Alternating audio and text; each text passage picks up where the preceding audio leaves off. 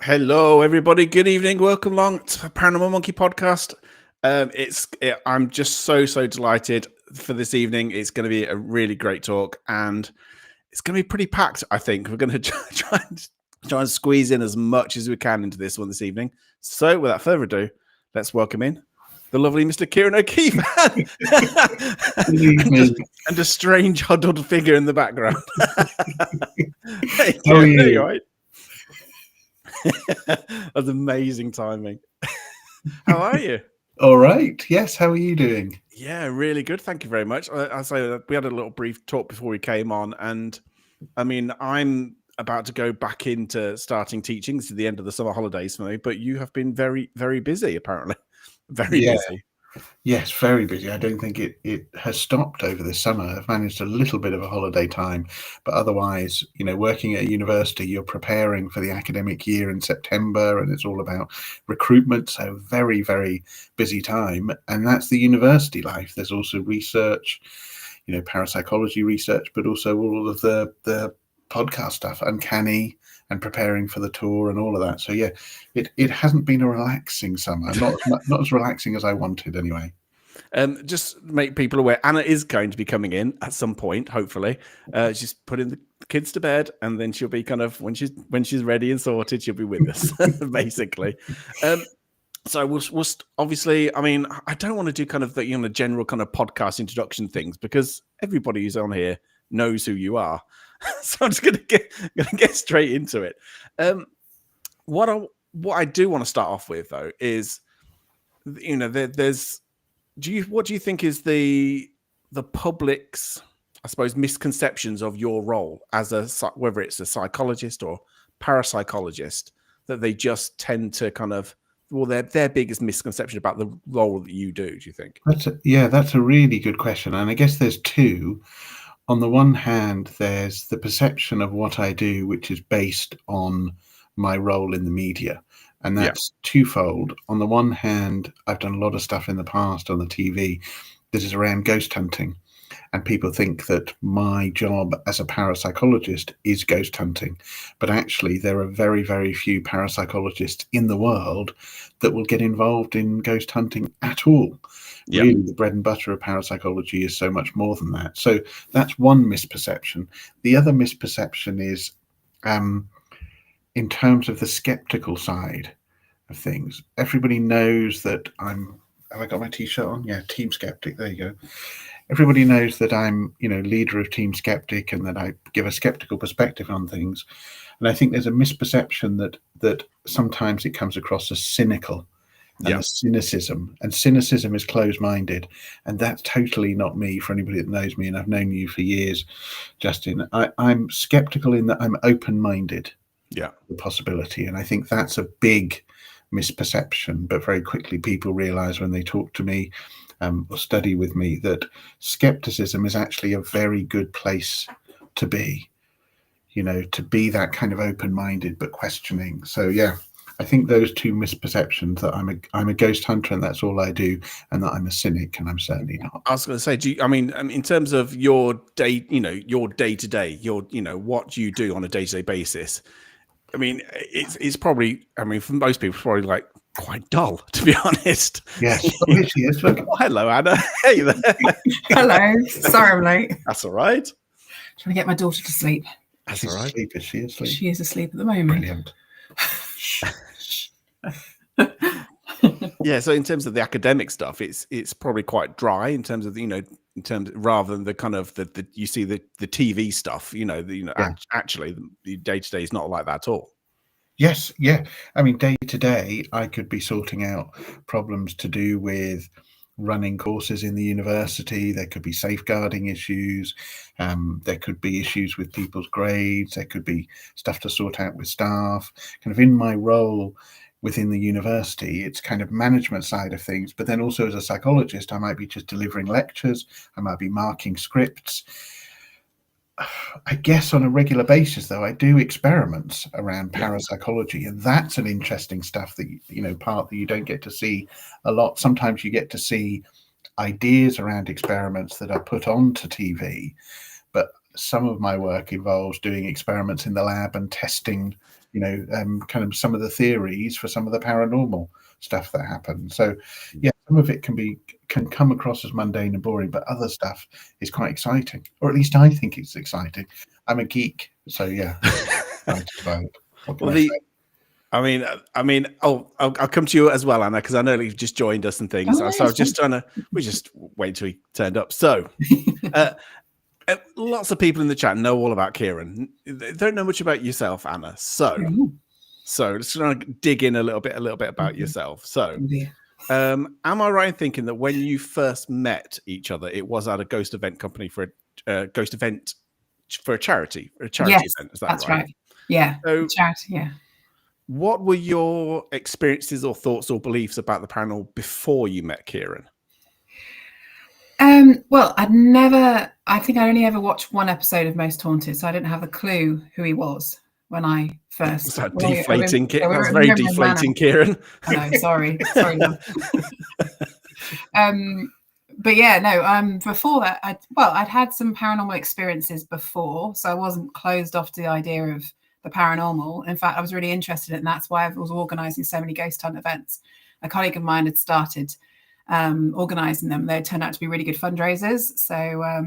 So yeah, I'd actually worked with a couple of paranormal groups before I then worked with some companies. So volunteer paranormal groups from Scotland, and then I got involved with a few others around the Sussex area. So yeah, I sort of did have an interest in the paranormal before that, but I really didn't have a clue who he was. I just liked the sound of his name. So that's what it was. Well, yeah, because yeah. So I was organising a ghost hunt event at Wimmering Manor, and it was sold out. And unfortunately, the guest that was due to turn out that night cancelled on us at quite short notice. So I was left in a position where I had to choose between a medium who actually I think I knew of. Yeah. So she gave me the option of this one medium, or she said that there's a guy called Ciaran O'Keeffe who turns up to events with the gadgets, and he's really good. He hosts a really good event. So I think he'd be quite good as well. And I thought, you know what? I think I quite like the sound of Ciaran O'Keeffe. I'll go with him.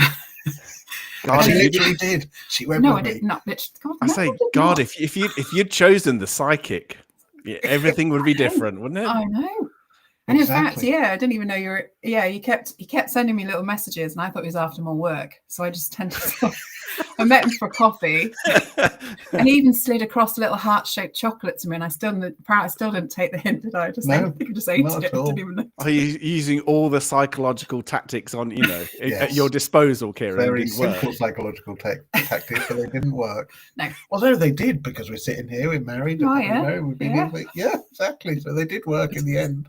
Yeah. So were you? I mean, obviously, you're kind of interested in the paranormal. Were you a believer, or were you kind of quite skeptical? No, or did believer. The skepticism come into later on? Yeah, no, always been a believer. Just because I had some experiences when I was younger, and also before I met you, I had a few experiences, and one in particular, a very scary experience of where I was working at the time, like a charity. It was like a basement, and I was working late one night. I think I mentioned this before, and I was working late, and I heard. I heard noises from upstairs, like talking from upstairs. And actually, there had been an old couple that lived. We had the offices in the downstairs. They had the living quarters in the upstairs. And I just presumed in my mind it was them. And then it wasn't until I heard the scrape of a chair, like a thud and a scrape of a chair, that I remembered that they'd actually moved out 2 weeks before. Oh, okay. That's good. So I thought, you know what? I think I'll just pack up now. So I started to shut off the lights, pack up and switch off the lights in 2 of the offices. And when I was walking out of the second office towards the corridor, past the stairs, I looked up at the stairs, and coming down the stairs can only be described as like a blob of light. It was fast moving down the stairs towards me. And that was it. I just left the office, grabbed my car keys and drove home, and got my dad to get me a drift whiskey. And then he drove me back to lock up. I was absolutely petrified. So yeah, I had these experiences before I met him. So it's not like, So I was more of a believer. But sure. Being married to Ciaran, surely, you kind of talk about your experiences and things like that, and he just poo-poos them all and just says, well, actually. Yeah. I'm guessing, anyway. Healthy discussion, should we say. He always blames everything on squirrels. So we lived in a location before, lived in a house before, and there was lots of stuff going on there, which, lots of stuff went on there. And whenever we used to hear stuff, I say, right, then what's that? Then you used to go squirrels. I mean, there'll be obviously the the relationship between yourself is just brilliant, which I love, right? But I mean, I was thinking, before you came on, thinking, if I wonder if Anna actually watches Uncanny, and if so, what do you think about Ciaran's explanations for things? Which I'm afraid, sorry, Ciaran, they're a bit out there. Yes, and in fact, he knows that I think they're a bit out there, don't you? Yes. So I don't hold back, shall we say? Yes, I've had frequent messages. I've had some messages when I've been away on event or doing some other recording, and Uncanny had come out live on BBC Two, and I've had messages from Anna going, "What the hell are you talking about?" Like what? Yeah, absolutely. Oh God. Yeah. No, quite funny. But we do have healthy debates. Definitely healthy. Yes. Yeah. Yes, as long as they're kind of healthy debates, that's fine, isn't it? Yeah. I mean, and do you ever kind of get involved in Ciaran's work, or do you kind of keep things that professional and the private kind of separate? No, I think we completely mix it, don't we? Yeah. Only because I think we mixed it from the beginning, where we were obviously working together. I was working with him. We met in a in a paranormal environment, shall we say? And then for years later, you went on ghost hunt events with me. Yes. Working in those events, but also as guests. We've had some amazing times, haven't we, in terms of the experiences. There's lots of paranormal experiences. Don't do that. What is that? What is that? There are a few that he still argues about, and they're not paranormal. But yeah, there's been lots of time. So yeah, it's not. I think we definitely mix everything. It's not like we keep stuff separate. Yeah, well, not just that. Anna has been, because of the circumstances under which we met, and because of her experience in the paranormal before meeting me, it means she is an amazing sounding board for some of the stuff that I come across. So it would not be unusual for me to say, Anna, I've got this amazing case, listen to this. Yeah. And I'll read through a case, and then I'll get Anna's reaction, and then I'll talk about squirrels as being a possible explanation, and I'll know that that's a rubbish explanation from her reaction. So yeah, absolutely amazing. A little bit put off by the what? The light. The gleaming. That's fine. It's all good. So yeah, I mean, I was the one, obviously the thing I was going to ask as well about the pair of you is, you both come from it from a different point of view slightly, so you have, like I say, it's quite nice that you probably have that discussion between you, about what approaches are. But Ciaran, I just want to ask you as well, and I know this could be quite a big question really, but what role, because obviously people realize you're a parapsychologist, but not so much as a forensic psychologist as well as a parapsychologist. So what role does psychology play in a paranormal investigation?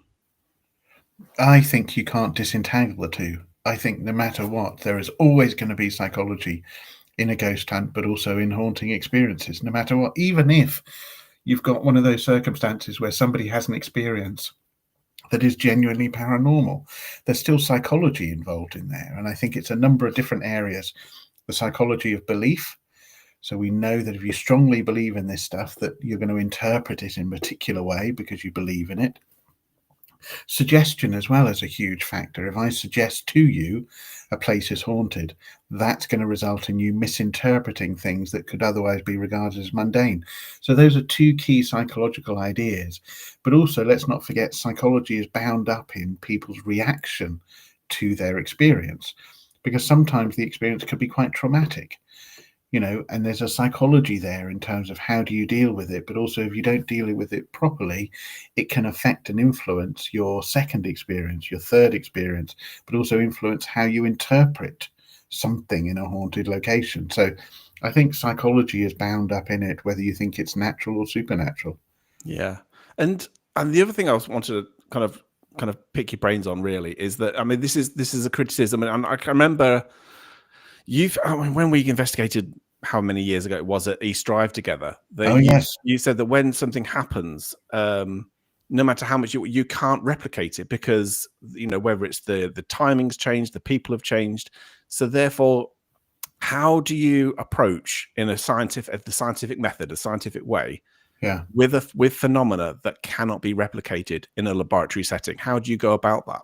I think that's very, very difficult. And if we're talking about scientific method, we're talking about observation, testing, or experiment, Yeah. and then kind of hypothesis initially, but comes from observation and then testing, experiment, and then retesting. The scientific method in and of itself is very difficult to replicate in a haunting environment. I recognize that. Unless, of course, you're looking at the natural explanations. If you're looking at the natural explanations, then it's possible to use the scientific method.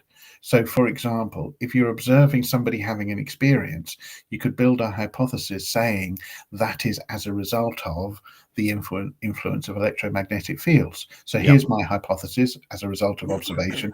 I'm going to test that now using experiments either in the field or in the lab, testing for EMF and how people react to that, and is it similar to that person's experience? And if it's not, I'll need to revise my hypothesis and retest it. Now, that's the scientific method for natural explanations. I don't think it's possible to be fully using the scientific method for paranormal explanations, because ultimately you're setting a hypothesis that says the ghostly experience that person has is a spirit from the afterlife. But you can't test that. There's no way you could test that. You know, all you can test is ultimately that there's something paranormal going on because you've discounted all of the natural explanations. You know, so I love to use the scientific method. I love to be scientific, but also I'm not arrogant enough to say that it's the only way, and I'm not arrogant enough to say that it's easy, because I genuinely don't think it is. It's not easy to be purely scientific on a ghost hunt. Really is. Is there, I mean, I think I've asked you this before and I can't remember your answer, but has there been a case, or is there a case in the past that, or an experience that you would love to have been part of, or you think actually, defied explanation?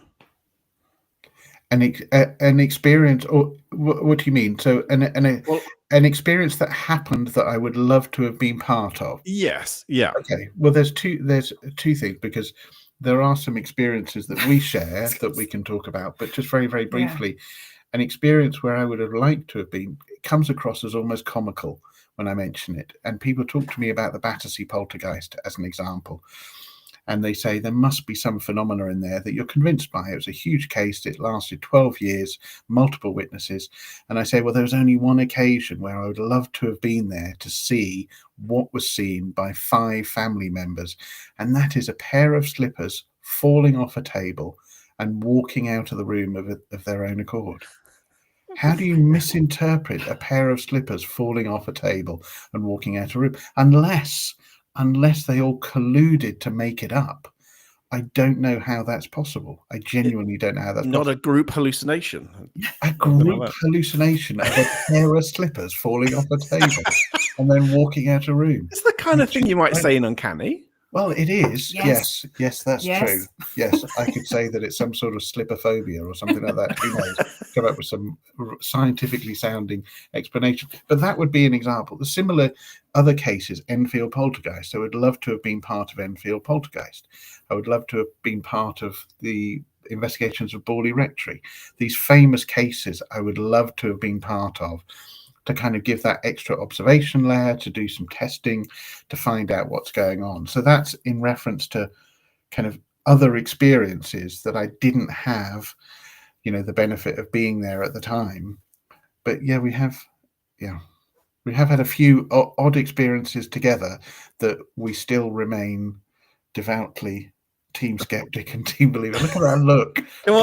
Go on, Anna. You got to tell us all now about this experience you both had, which you are adamantly saying was paranormal. Yeah. Well, I mentioned that our previous house we had a lot of experiences in. I mean, I at the time I was a stay-at-home mum, had 3 young children. And we were there for about 12 years, I think it was in the end. 12 years. Yeah, about 12 years.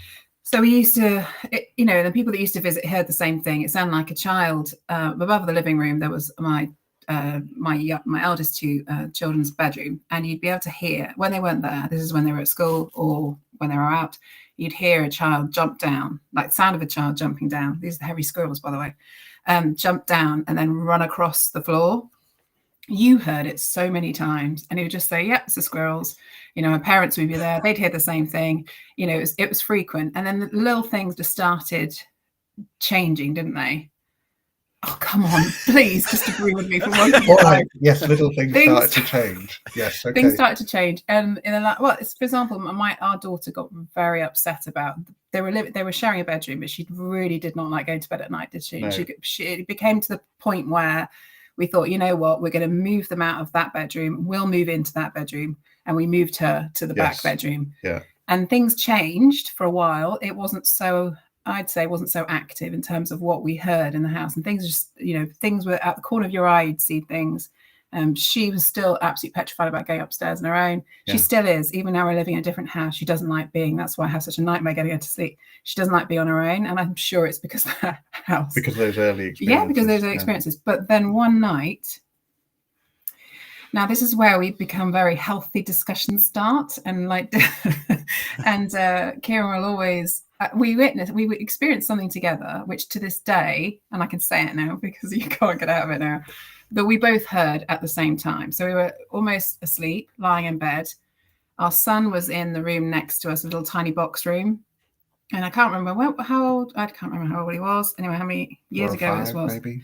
Yeah, we were just about to both go to sleep, and then we heard this that can only be described as a demonic voice. Like, so it was loud, it was gruff, it was gravelly, it was distorted, and it sounded to me, even though he won't agree with it, it's like a surround sound. Like we didn't know where it was coming from. And he immediately, so I thought, oh my God, I've just heard something. It's not real. Turned to him for, like, you know, support and reassurance. Yep. And he was sitting there, white as a sheet, bolt upright in bed. And I said, "Did you just hear that?" He said, "I just heard that." And I thought, oh, yeah, I won't tell you what I said. It wasn't your imagination. Anna was hoping I would say, "Oh, you're just imagining it, you're sleeping." It didn't happen. Yeah. So literally, he was white as a sheet. And I said, "Tell me what that was." And he said, "Oh, I think it must," and you were stumbling over your words because you were freaked out big time. And, you know, he said, "Oh, I think it must be our son. It must be like something caught in his throat." I said, "Ciaran, a child does not make that sound. That is an adult male, like, demonic." And then when we're discussing it, it happened again. Do you know what? I love that for so many reasons, mainly but for the idea that Ciaran did not have an explanation ready. Only a couple of times in my life I've seen him petrified and he's just legged it or pegged it. One of them was like, "Whoa, Alton Towers," when you left me standing at Alton Towers. True. That's a different story. But yeah, and he was literally, if he was near the door and I was near the door, he would have gone out of it, I'm sure. You were really scared. Yes, but then my scientific, logical, and rational. Here we go. Very, very quickly. That's what it is. A child cannot make that Team sound. skeptic. Anyway, after that, my dad very kindly, who's very very religious, he gave me lots of palms, crosses, crucifixes, and I covered the whole house from top to bottom, and every single entrance, every single doorway, crucifixes, and it stopped. Nothing ever happened again, because I said to him, if that ever happens again, I'm out of here. I'm not living in this house anymore, because it was just horrendous. I don't think we even got to sleep for hours, did we? We were so traumatized by it, because it was just the sound of it. It was the sound of it as well. It was so loud. It was like, and it was around us. We didn't even know where it was coming from. And it was just, there was no way that was a child. And that's why, you know, then you start asking questions. Did he bring something home? Is there something in this house that once it's out? It was just horrendous. Is it a demon? So so it was paranormal then, Ciaran? No. Yes. So you cannot sit here and say that was normal. Say that was your child. I don't think it was normal, but I don't think it was paranormal. What, a rabid squirrel? No, it wouldn't be a rabid smoking 60 squirrel. a day up in the attic? Oh, that's a one I haven't used before. I could use that one now. Write that down for Uncanny later on. Down. Yes. See, this is the one that I always say to him, you can't tell me that stuff doesn't exist when you've experienced what we've experienced. I mean, if I ever hear anything like that again, whew. It's like Nigel in the chat is saying that must have been one hell of a squirrel. Yes. Yes. You get some big squirrels around here, don't you? The thing is, the fact is, it stopped. As soon as I put all the crucifixes, nothing happened. Yeah, that is slightly odd, but then that's potentially psychological. That's the I thing. knew you'd say that. I How did knew you Ciaran would go, experience it? only stopped because you knew it would stop, Yeah. or you kind of psychologically thought it would stop. So I mean, I therefore did threaten it out loud. I did say, right, if there's evidence. Oh, you didn't tell me that. You threatened it. Yeah. Oh, that could help. It wouldn't. That would Couldn't- stop it. Yes. Yes. We love each other, really. Yeah. Oh dear. Yeah. Is this how things go? You know, with Yeah. regards various events of the paranormal, that you'll have this discussion, and Yes. Ciaran will give his explanation, and then you'll say why he's wrong. Yeah, but thinking back, actually, also we're shaking the camera, we're getting so Sorry. animated. Thinking back, do you remember when we actually had this? We had a look around the house when we were first looking to rent it, and in the house where all the dodgy stuff happened and the stuff we heard, there was like a poster on the wall. It was like an eye. Do you remember? It was like Oh, I weird. do remember that. Now you mention And I remember it, saying yes. to you, if we take this house, that's going It down. was the, I'm not having that. That was some really disturbing. Yeah, some Weird people. poster, wasn't it? Yeah, some people watching and listening will know the kind of the all-seeing eye. You know, a lot of conspiracy theorists talk about the all-seeing eye and this kind of symbol that exists in various guises. And yeah, there was nothing else in the room, but there was a poster of that eye. Poster was really Yeah, disturbing. that was a bit weird. But again, that's psychology. It laid the foundation for a belief that there's something odd about the room. I was going to ask, has Ciaran, changed your beliefs or views on the paranormal? But I'm guessing you have, but he hasn't. I'd say he has to a certain extent. I'm more open. I'm more open to other explanations than I was before. So, like, for example, I don't know, if you've got an event and you got the cat balls go off or something. Yeah. And before that, I'd think, oh, there's a sign, there's something here. But now he's like, no, actually, no, the cat balls are one of the most unreliable sort of gadgets to use in a ghost hunting event, and anything can move them, shake them, make them do stuff. So, it's that sort of thing. He's made, certainly living with him, I've become more open to other meanings, explanations. Yeah. But ultimately, you cannot discount what you experience and what you hear. Can you, Ciaran? No.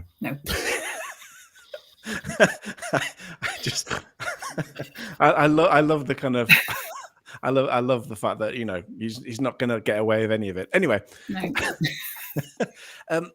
What I decided, because obviously we have gone through a couple of the serious questions around parapsychology, and I know talk about your events and things. However, I thought we would do something a little bit different and play a game. And I would love to have the tune for this one, but you may remember this TV show called Mr. and Mrs. Mr. and Mrs. Now, I would love to go Mr. and Mrs., but I'll probably get a copyright strike for it. But anyway, so for this one, I'm going to ask one of you. You can decide who leaves. So go somewhere where you can't hear the answers and things, or cover your ears up or whatever. Oh, so who would like to leave and see how well you actually know each other? I'm going to leave. What? Do you want? Well, I'm going to leave. Okay. Yeah. So You can take it in turns. You can, and then you can leave after Anna if you want. I'll go first. You're going to go first, are you? There you go. Fair enough. I'm going. Right then, make sure she's going somewhere where she can't hear. Then you can always retrieve her. Right then. Okay. Yeah, she's gone. 5 questions. Here we go. Okay. How well do you see how well you know Anna? So these are completely so. Okay, are you ready? Okay. Number 1. What is Anna's dream travel destination? I would say Guernsey. Okay. Number 2. What's the one movie that Anna would watch over and over again? Ooh, that's a tough one. That is a tough one. I would say no. I would say Mamma Mia. Okay. Let's write that down. Okay, number 3. If Anna was an animal, what would it be and why? This might have been a different answer a few years ago, but I would say a guinea pig. Okay. Why? Because she's fallen in love with guinea pigs. So Okay. we've got guinea pigs only this year, and she's fallen in love with guinea pigs. So I'll say guinea pigs for now. Okay. Other than yourself, who is Anna's celebrity crush?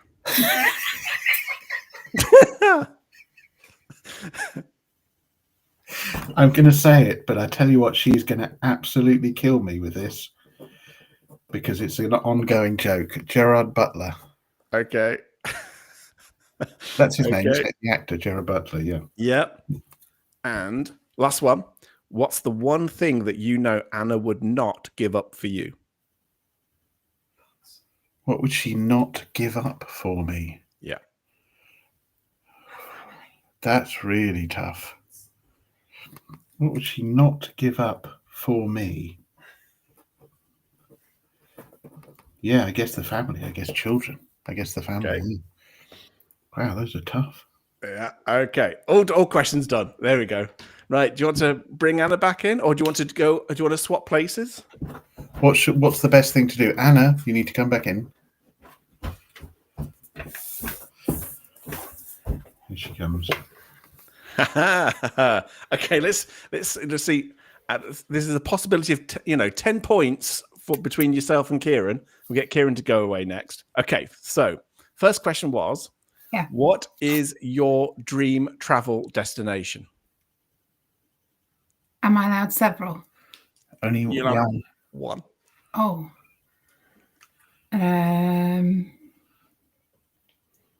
Oh God.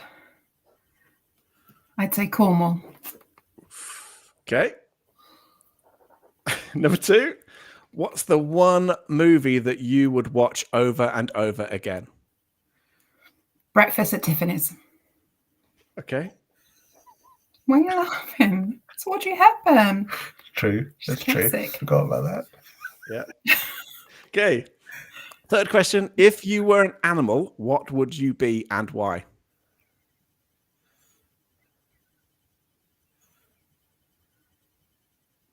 Probably. I'd say probably a guinea pig. Okay. Or dog. Guinea pig. Okay. Who is your, apart from other than Ciaran, who is your celebrity crush? Can I have 2? Can't have 2. Can't have 1. It used You to could be. think about what I'd say. Yes. Can I say it used to be? Because it used to be a huge crush. Okay, I used to have a huge crush on Sting. Okay. Is that the one you're going I for? was very young. But what's the other one then? I used to like in PS I Love You, I used to like Gerard Butler. Okay. And I quite like Aquaman, Stop it. Sorry. Stop. It's not on this. That's why I encourage the children to watch Aquaman. Okay. And the last one. What's the one thing that what's the one thing you know? It's like if I got it right. What's the one thing you would not give up for Ciaran? Have to be the children. Okay. Very good. Not bad. Not bad. Not bad. Oh, Ciaran's turn now. That one. Ciaran's turn. Off you go, Ciaran. And then we'll see how successful you are. Oh God. Oh God. Okay. Okay. Right. These are Ciaran's questions. Don't right. hide. Yeah. Go somewhere you can't hear the questions. Have you gone away? Yeah, he's not answering. Okay. Amazing. Okay. Okay. This is okay. If Ciaran could have a superpower, what would it be? Invisibility. Okay. Hang on. Let me write these down. Okay. Number 2. What is Ciaran's favorite food after a long, stressful day? Ooh. He does love his pasta. Okay. So we know that Ciaran was inspired by the film Ghostbusters, but which Ghostbuster does Ciaran most want to be? Is it cynical Venkman, Socially awkward Egon, the grounded Winston Zeddemore, or the childlike knowledgeable Ray Stantz? Venkman, I think. Venkman, okay. Number 4, what is Ciaran's most annoying habit? Can I list several? Okay. Most annoying habit. He sleeps with one foot outside the bed, which is not annoying in itself. You get used to that. But what he tends to do is half an hour into his sleep, he starts doing like Irish dancing with that one foot. Just the one, not the two, but the one. Interesting. Yeah, it's a little bit annoying. Okay, and the last one. Besides family and pets, what is the one item that Ciaran would save in a house fire?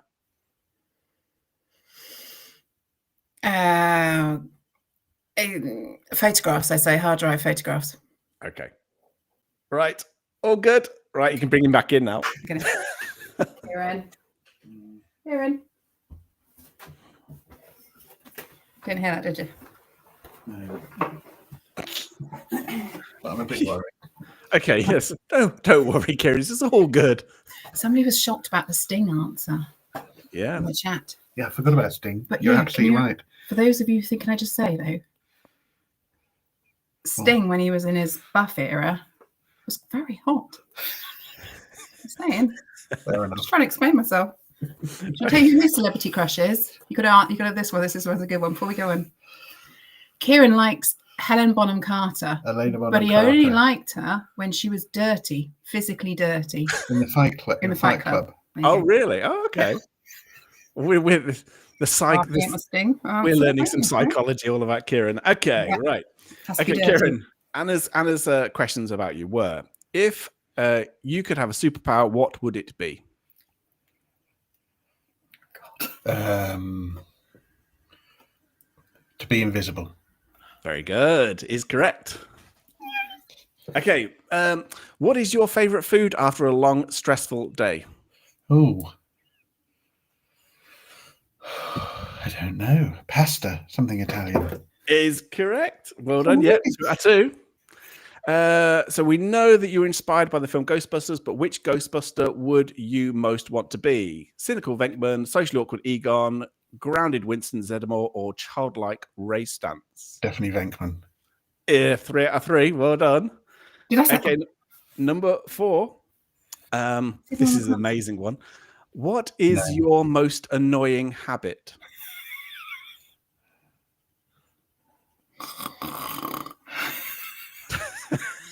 I do snore. Yeah. Yes, a few of my annoying habits are bed focused. Snoring, or the foot. I have a foot that I stick out. I go for snoring. Oh, okay. Anna said it was your foot that sticks out, but not just your foot that sticks out. But after a while, you do an Irish jig halfway through. I do a Michael Flatley impression. Yeah. All you hear is like this little friction sound. All the sheets, like you're trying to get to sleep. You hear this, and then when you think it stills again, nope, it's off again. Well, and the last one was, besides family and pets, what is the one item that you would save in a house fire? Oh, that's a tough question. What's the one item I would save in a house fire? Apart from family and pets, you said. Apart from family and pets. T-shirt collection. Yes, my t-shirt. No. I don't know. Skeptic scarves. Yeah, or I've got some photographs that I would like to keep, some framed photographs or other photographs. Photographs. Yeah, Anna said photographs. Very good. Yeah. So what's that? 4 out of 5? That's pretty good. I mean 4.5, I suppose, if you said you also mentioned the foot. So Anna seems to know you a lot better than you knew Anna. That's tragic. So Anna's dreamed travel destination. Anna said Cornwall. You said Guernsey. Actually, to be honest, it's like a tie. But you know, we love the Channel Island. Said that Anna's favorite movie, which she'd watch over and over again, is Mamma Mia. Oh God, no! No, you've made me watch it like 5 or 6 times. Because the children like singing the songs. Oh my word! I mean, it's lovely, but you got the question about the animals correct. He said guinea pig, absolutely Yeah. spot on.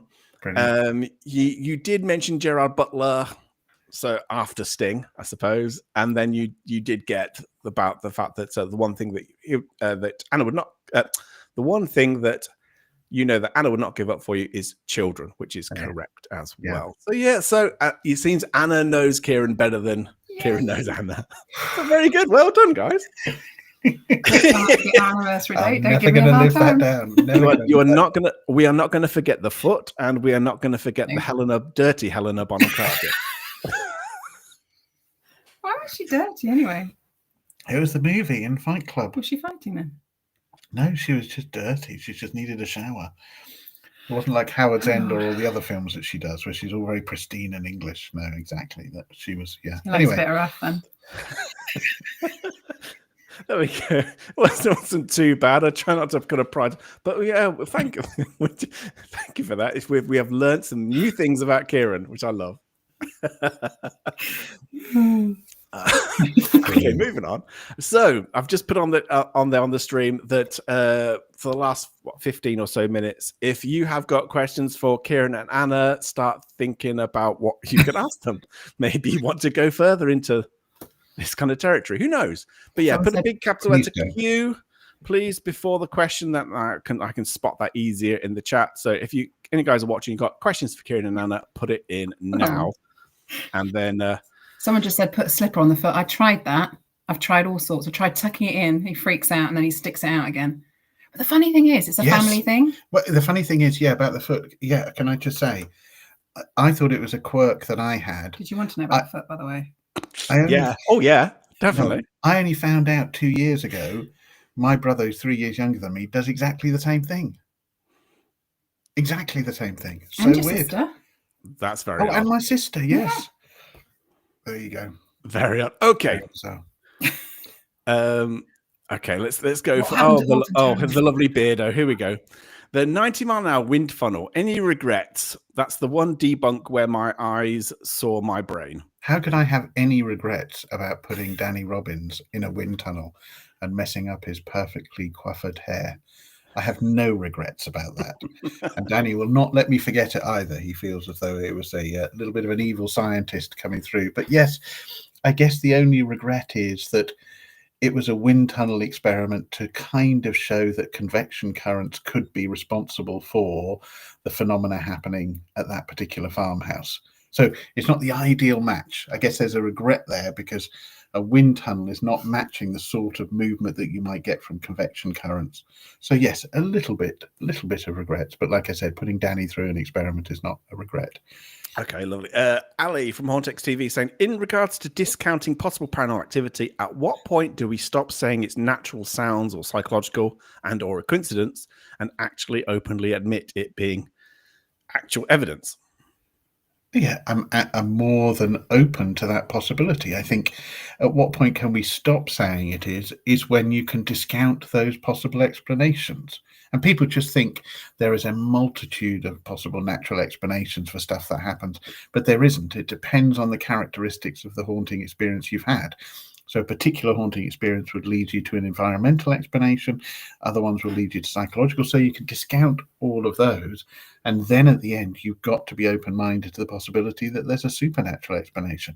And it doesn't necessarily mean that it's a ghost, but it could be any form of supernatural explanation. So yeah, I think we've got to be open to it. In terms of at what point does it happen, that's down to the individual, I think.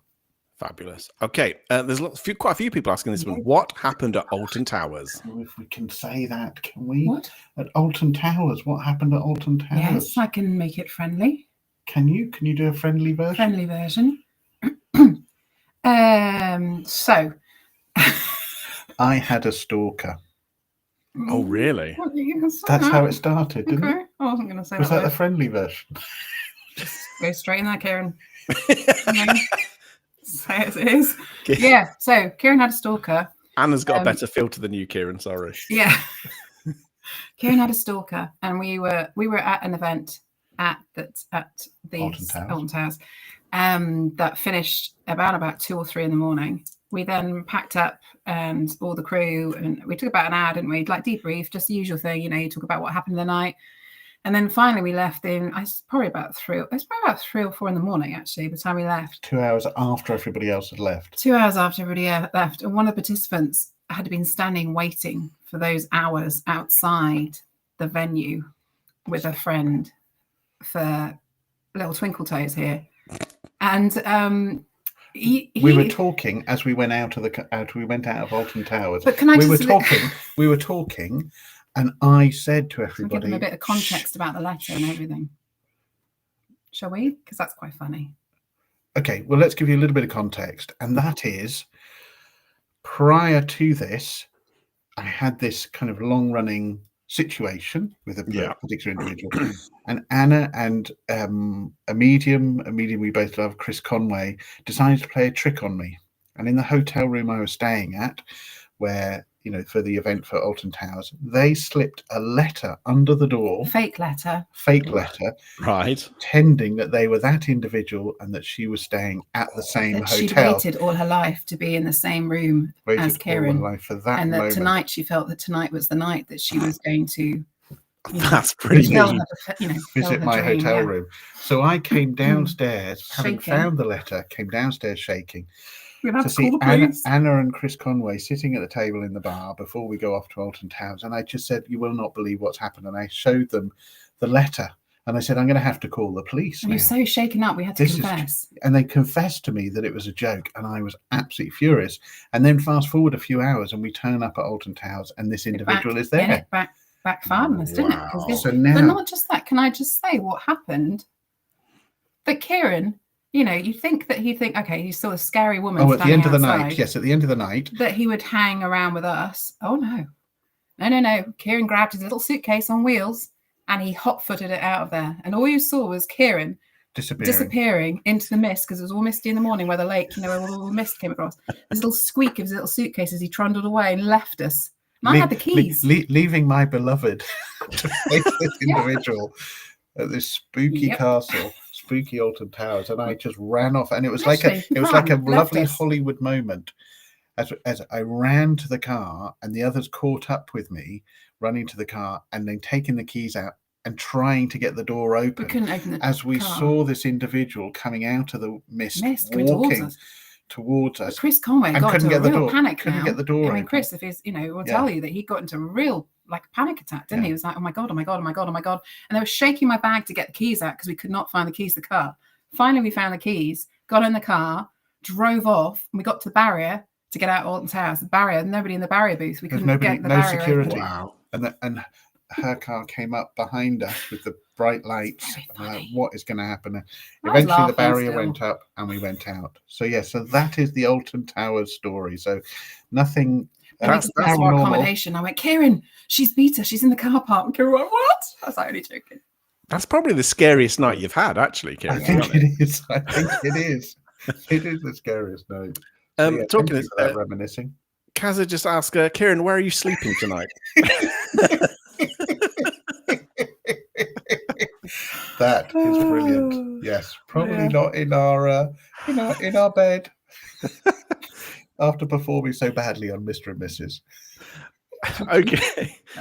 Steph saying, what's the most exciting research project you're working on at the moment? Oh, there's two actually, and Steph, who's one of my SCOP students, knows about the Uncanny Valley stuff. This idea of originally developed from robotics in Japan, the idea that when you create kind of a robot that is so similar to your face, it ceases being interesting and it becomes almost uncomfortable and you get fearful. So the closer it looks to being human, the more scary it looks. And there's a similar sort of concept, and I talked about Uncanny Valley in one of the Uncanny episodes, when somebody was working in a shop and there were lots of mannequins around. So that's kind of one of the projects, is looking at kind of Uncanny Valley in the context of kind of the paranormal. The other project is dimensional slips. So people know about time slips, being in a location and then suddenly in front of you, the time slips back 40, 50 years, and suddenly everything in front of you is from the 1950s or 60s, and Bold Street's a prime example. Dimensional slip is the same thing as that, but it potentially is a dimensional slip. So not only do you just slip in time, but you slip geographically, and you completely transport into a different area. And there aren't very many cases of this, but there are some overlooked cases, and Enfield poltergeist is one of them. There was a few examples of dimensional slips that happened in the Enfield poltergeist case that were witnessed by 2 or 3 other people. So yeah, so those are kind of the 2 main research projects that I'm working on at the moment. Fabulous. Okay, very quick one. Simon saying, how was the snot gig? And is Anna a fan? Good Lord, no. It was amazing. Thank you, Simon. It was amazing. Occasionally tries to play on Spotify and we just accidentally changes. Yeah, the whole family ignores it. But it was just, it was one of the best gigs I've ever been to. Thank you, Simon. He said you had one of the best experiences of your life, apparently, when he came back. He was shaking. He was emotional. I was. Just really emotional. Probably the only person there that cried. D is saying, what's your favourite Uncanny episode and why? Ooh, I would say it is Elton's phone. Either Elton's phone or Harry Called. They both involve phones. But Elton's phone is the old Fisher-Price, kind of the old Fisher-Price phone, and this idea that it just started ringing at night in this boy's particular room, even though it shouldn't ring. You need to turn the dial on the phone for it to ring, but it just started ringing of its own accord. So I would say Elton's phone, and the other one is Harry Called. When Harry was doing not Harry, but the main character in the episode had been witnessing a Ouija board, and in the Ouija board session, somebody was trying to contact him, called Harry, and then messages were being left for him on a common phone there. So yeah, those are my 2 favorite episodes. Do you have a favorite? No, you're just worried about the noises upstairs. I can hear noises. It's probably my daughter. Or the squirrels. Jamie's asking a question from Mum. He says, does Ciaran keep a pair of slippers on the bedside table? In the hope that it falls off? No, but I will now. Thank you for that suggestion, Jamie. I will now, definitely. 2 little fluffy ghosts. One here saying, do you think churches and religious institutions still have a relevant role in modern cases of alleged possessions and exorcisms, or has the shift towards psychological and medical explanations? This is something we have talked about, and actually I think we would have the same answer, and I think people might be surprised by my answer. My answer is yes, and I think you would say yes too, but for different reasons. I think, am I right? Yeah. That you'll say yes because of the kind of the religious. I would say yes because of the expertise. So even though there's psychological and medical and kind of neurological explanations, there's a role that exorcists play in terms of the worldview of the people that come to them. I don't think what they do is right. I'll say that now in terms of performing exorcisms. But if somebody believes that they're possessed, and they believe that they're possessed, who are they going to go to? They're unlikely to go to a neurologist or a psychiatrist. They're more likely to go to an exorcist. And if they get neurologist, not urologist. Not urologist. Isn't that bladder issues, love? God, could happen though, couldn't it? Talk about we a lot lately, but it's good to head.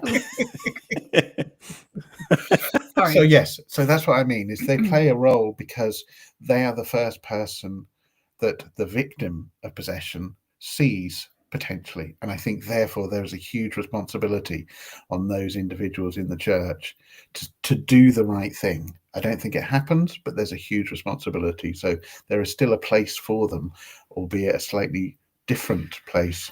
So if you had, say for example, our demonic voice, I said to you, right, that's it, I'm getting the vicar in. Yeah. Are they trained then?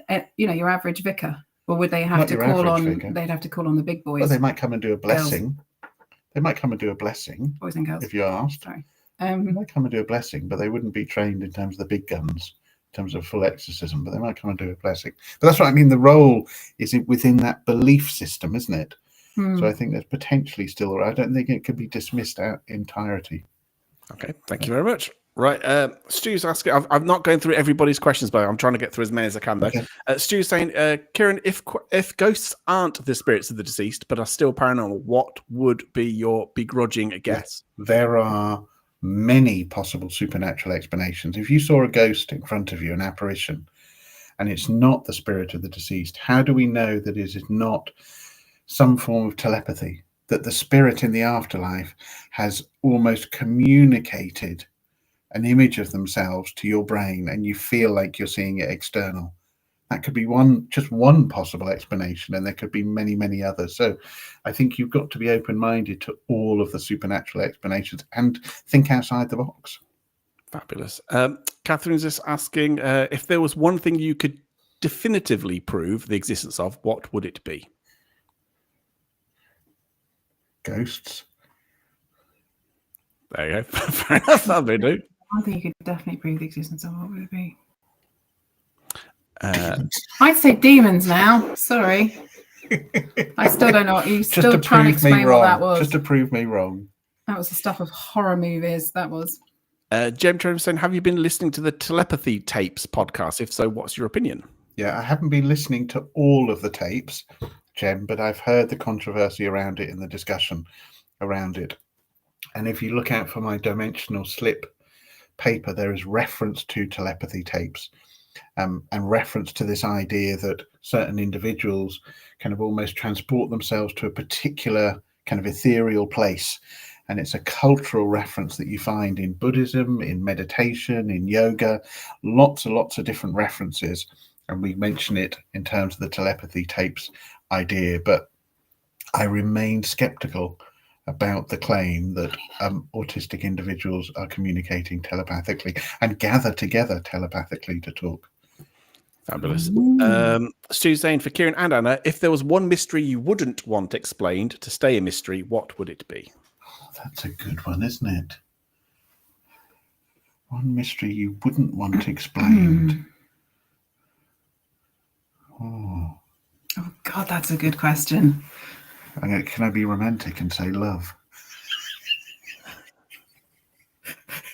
I don't want it explained in terms of biology and in terms of misfiring of neurons, etc. Oh, there you you're go. a romantic soul, really. Ouija boards. No, Yes. no, is that a big one? That's not such a big one. But we always argue about Ouija boards. Yeah.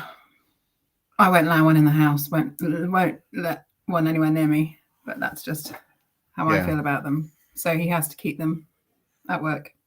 All right. Fair enough. Sorry, I just feel really Yes. I'm not saying there's anything wrong with them for anybody that uses them out there. But it's just me and the way I feel. Yeah.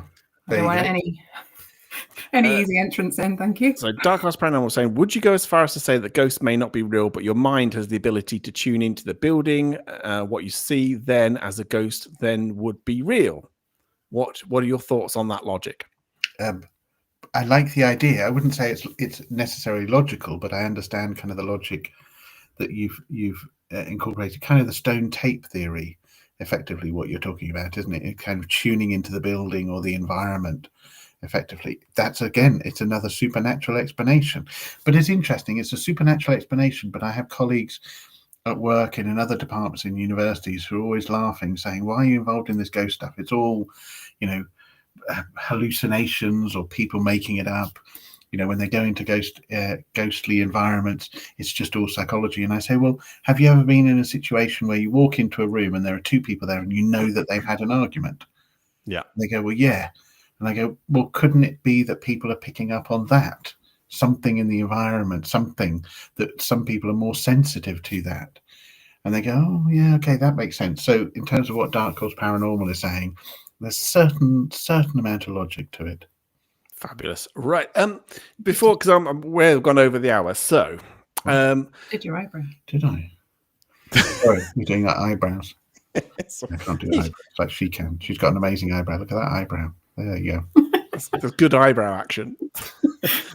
So before we came on, obviously, Ciaran, you said that your summer holidays is basically been really busy with Uncanny, getting ready for the tour and everything else that goes with it. So what is there much you can tell us about Uncanny and what you've been preparing for and what's come out next, really? I guess the most exciting thing is that we have been doing some recording of some episodes, some Uncanny specials. And I think that'll please everybody, because I've seen social media crazy and saying, when are we going to hear some more Uncanny? And we have been doing some recordings for specials. When they come out exactly, I'm not 100% clear. I'm sure Danny will announce that. But yeah, some amazing cases, to be honest. And there's a particular case that we're doing for one of the specials, which it warrants easily a few episodes. I'm not sure how Danny's going to do it, and Simon from Bafflegab, but it doesn't feel as though it's a one episode case. It feels as though it's enough to spread out to a few episodes at least, because it's such a huge case. So yeah, that's a little bit of an exclusive for you. Which is. I mean, I love the fact that you are doing more episodes of the podcast and things like that. Is there? I mean, in the cases that you look at through the tour, and as you do the tour and as you do the podcast episodes, do you?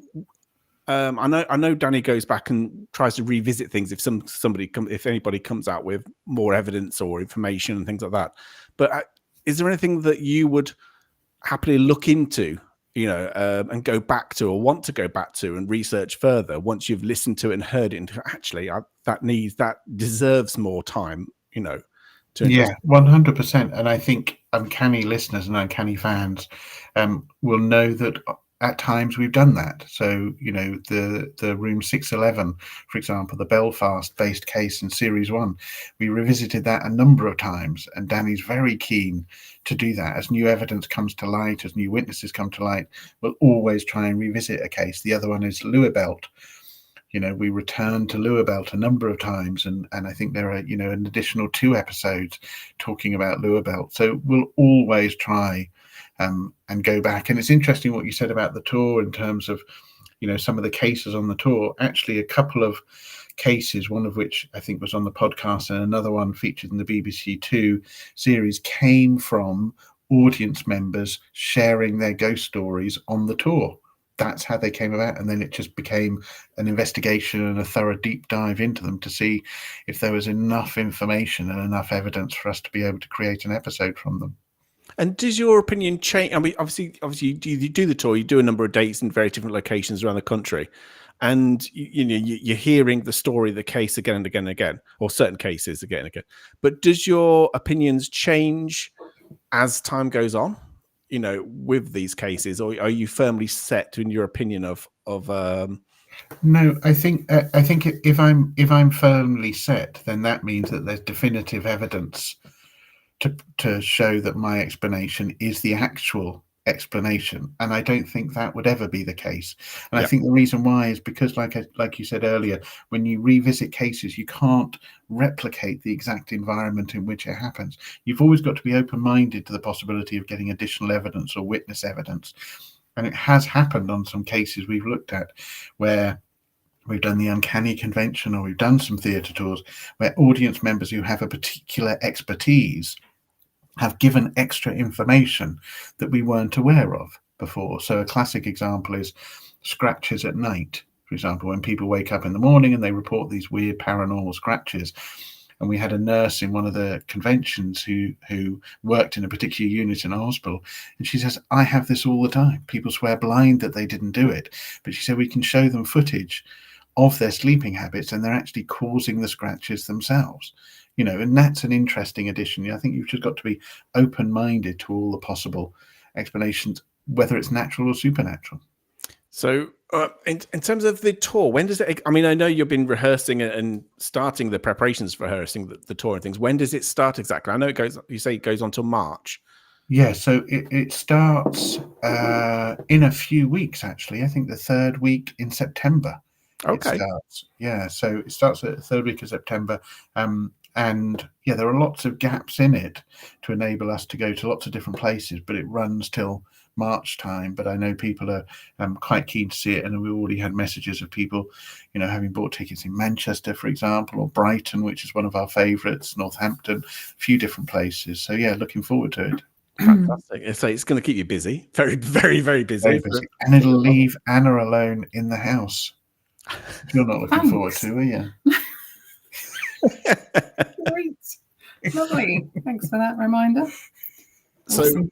we've got podcast, exclusively a podcast, is in the preparation, is being made. Obviously, that's going to be going on with the tour and everything else. Finally, do you want to say a little bit about School of Parapsychology? That do you want to kind of say a little bit about that and your involvement in that and how people get involved with that? Yeah, so the School of Parapsychology, I set that up about 14 years ago, actually, now, when people are asking me where can they study parapsychology, but also things around poltergeists and ghosts and even demonology. And I couldn't recommend anywhere for people to go. So I set it up myself as an online school with online courses, and I run parapsychology courses, so foundations of parapsychology, intermediate and advanced, which are longer courses, but also smaller courses. So ghosts and ghouls, for example, is 2 topics. Investigating poltergeists is 5 topics. And if people type in the School of Parapsychology in one word into their search engine, they should be able to find it, or go to my social media accounts. You can find it there. And we've got a lot of courses starting this week. So tomorrow evening is Ghosts and Ghouls, Wednesday evening investigating poltergeists and foundations, and Thursday evening is a course on demonic possession. Not how to be possessed, but to learn all about the research and demonic voices and things like that. And yeah, exactly. I see Nigel's just put lucky Anna alone in the house with the massive No, God, it's the massive house spiders I'm worrying about. Yeah, that's true. It's been an absolute pleasure. I mean, I've already had people commenting saying we've got to get you back on again. So while you're here, I'm going to try and pin you down to try and get you back on again, because I think you're absolutely wonderful, the pair of you. And also, I love how you bounce off each other. It's just awesome. Gives you time to gem up on me, doesn't it? That's true. Yes, give me time to win at Mr. and Mrs. Yes, the next round. It's been an absolute pleasure, guys. Thank you so much for coming on. It's been wonderful. It's been so and thank you. And like I said, I know your schedule's so busy, not just with the tour and things, but also just generally academically and everything else. And so thank you so much for coming on. It's been an absolute pleasure. Wonderful. Thank you. I'm really enjoying it. Thank you. Thank you so much. Enjoy the rest of your evening. I don't know who's going to be in the spare room or on the sofa or whatever between the pair of you. We shall see. You should take up Irish dancing seriously, though. Yes, I think I should. You've got the beat. Anyway, thank you so much, guys, for coming on. It's been amazing. Thank you. Thank you, everybody. Bye. Bye. Awesome. Thank you so much, everybody. That was the wonderful Ciaran and Anna O'Keeffe. Just superb. So lovely. Thank you, everybody, I'm sorry I didn't say thank you for the donations and the memberships. Thank you so much for supporting the channel. If you've enjoyed tonight, please do think about liking it, subscribing. Completely free to subscribe to the channel. And just to let you know, I'm going to do a Chimps Tea Party discussion this Thursday. And also next Monday, we've got the wonderful Mike Covell. He very, very well-known historian, and he's one that's been delving into various haunted locations around Hull. And he also got involved in a werewolf hunt at Palmerston Drain a few years back. So that'll be interesting. So Mike Covell, really, really knowledgeable guy. He's on next Monday. And we're going to have a little chat this Thursday. Thank you, all of you guys in the chat. And Seg, for coming in late. What are you doing, dear Lord? Thank you for all your comments, all your questions. I hope you enjoyed it. I definitely did. It's been amazing. And enjoy the rest of your evening and the rest of your day.